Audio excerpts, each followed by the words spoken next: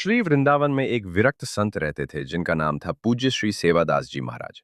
श्री सेवादास जी महाराज ने अपने जीवन में किसी भी वस्तु का संग्रह नहीं किया। एक लंगोटी, कमंडल, माला और श्री शालिग्राम जी इतना ही साथ रखते थे। एक छोटी सी कुटिया बना रखी थी जिसमें एक बड़ा ही सुंदर संदूक रखा हुआ था। संत जी बहुत कम ही कुटिया के भीतर बैठकर भजन करते थे। अपना अधिकतम समय वृक्ष के नीचे भजन में व्यतीत करते थे। यदि कोई संत आ जाए तो कुटिया के भीतर उनका आसान लगा देते थे।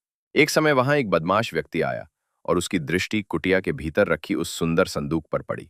उसने सोचा कि अवश्य ही महात्मा को कोई खजाना प्राप्त हुआ होगा जिसे यहां छुपा रखा है। महात्मा को धन का क्या काम, मौका पाते ही इसे चुरा लूंगा। एक दिन बाबा जी कुटिया के पीछे भजन कर रहे थे।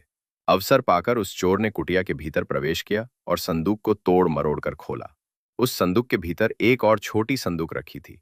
चोर ने उस संदूक को भी खोला, तब देखा कि उसके भीतर भी एक और छोटी संदूक रखी है। ऐसा करते करते उसे कई संदूक प्राप्त हुए और अंत में एक छोटी संदूक उसे प्राप्त हुई। उसने वह संदूक खोली और देखकर बड़ा दुखी हो गया। उसमें केवल मिट्टी रखी थी। अत्यंत दुख में भरकर वह कुटिया के बाहर निकल ही रहा था कि उस समय श्री सेवादास जी वहां पर आ गए। श्री सेवादास जी ने चोर से कहा, तुम इतने दुखी क्यों हो? चोर ने कहा, इन 30 सुंदर संदूक में कोई क्या मिट्टी भरकर रखता है? बड़े अजीब महात्मा हो। श्री सेवादास जी बोले, अत्यंतर श्रेष्ठ मूल्यवान वस्तु को संदूक में ही रखना तो उचित है। चोर बोला, ये मिट्टी कौन सी मूल्यवान वस्तु है? बाबा बोले, ये कोई साधारण मिट्टी नहीं है, ये तो पवित्र श्री वृंदावन रज है। यहाँ की रज के प्रताप से अनेक संतों ने भगवान श्री कृष्ण को प्राप्त किया है। यह रज प्राप्त करने के लिए देवता भी ललचाते हैं। यहाँ की रज को श्री कृष्ण के चरण कमलों का स्पर्श प्राप्त है। श्री कृष्ण ने तो इस रज को अपनी श्रीमुख में रखा है। चोर को बाबा की बात कुछ अधिक समझ नहीं आई और वह कुटिया से बाहर जाने लगा।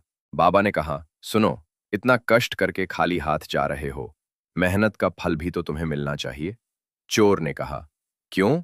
हंसी मजाक करते हैं, आपके पास देने के लिए है भी क्या? श्री सेवादास जी कहने लगे, मेरे पास तो देने के लिए कुछ है नहीं, परंतु इस ब्रज रज में सब कुछ प्रदान करने की सामर्थ्य है। जय श्री कृष्ण।